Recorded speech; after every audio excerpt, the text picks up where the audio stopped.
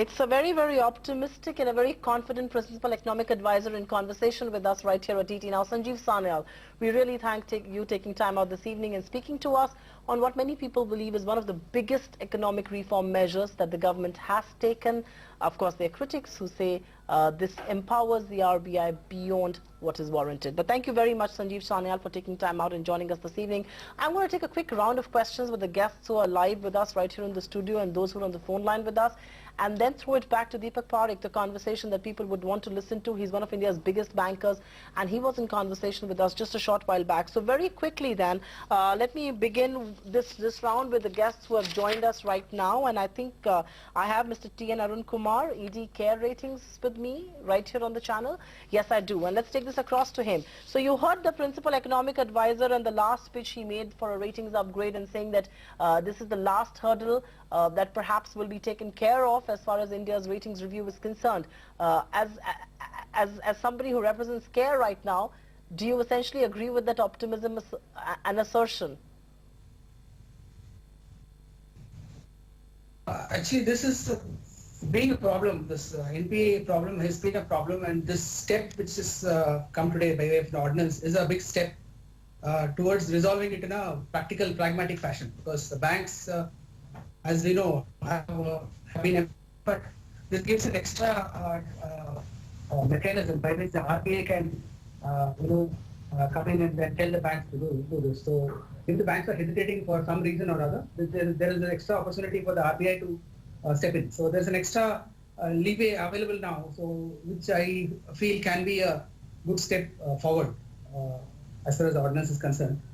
And as far as the credit rating is concerned, the international agencies do have various parameters, including the GDP, including the per capita income, and many other parameters. Which, of course, this the asset quality in the system is also one of the parameters they would consider. Which, going forward, I would not immediately see them reacting, but probably this is a good step in the long term. That there are prospects actually. All right, just hold your thoughts there, because I also have Piyush Joshi and Abhisar Divanji who are joining us right here in the studios.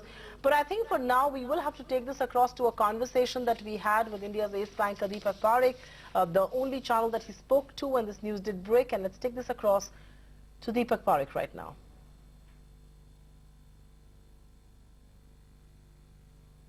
Well, my view is it's a step in the right direction.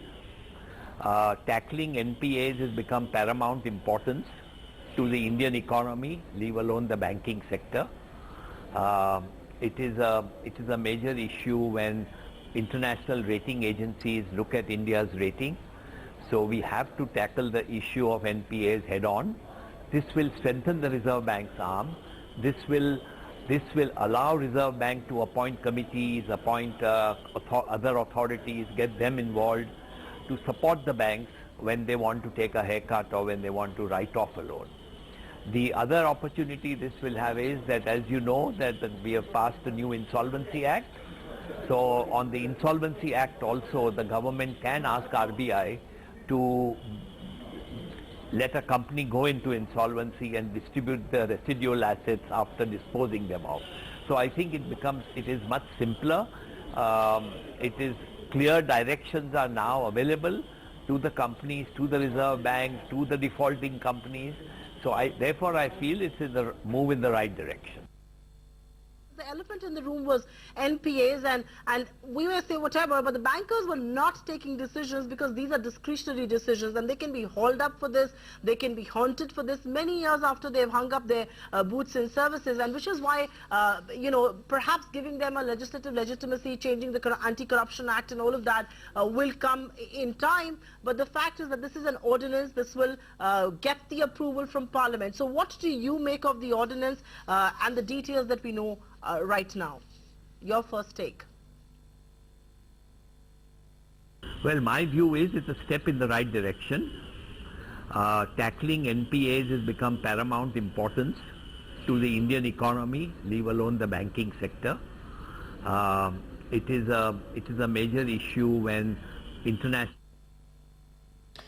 Okay, but let Mr. Arun Kumar have the last word on the show because I think we lost his line early on. But do you believe the point that Abhisar Diwanji raised, that for the first time we are actually seeing creditors and promoter managers on one side of the table? Because it was always, you know, at least the impression was that there was a very hostile relationship between the two sides and they were not seeing things eye to eye, and which is why resolution could not happen. Are we perhaps going to see the beginning of that? Yeah, but yeah, probably this will not be the case in respect of large defaulters where we have, it's more of a systemic issue. This might be a case where probably it has not gone to a stage where it might be termed as a willful default or a large default. So if things work together, it won't go to reach that stage, you know, where of a point of no return where we talk about these steps of insolvency, etc. So I agree with him, yeah. Okay, Maithili Pusnurmat, you're a sharp critic of what has happened today. I don't think Arun